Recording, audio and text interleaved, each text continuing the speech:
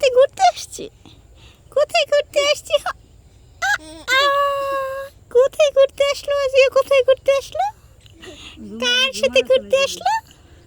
বাবার সাথে আর বুবুর সাথে আর নানি আপুর সাথে ঘুরতে আসলো। কোথায় ঘুরতে আসলো আজিহা?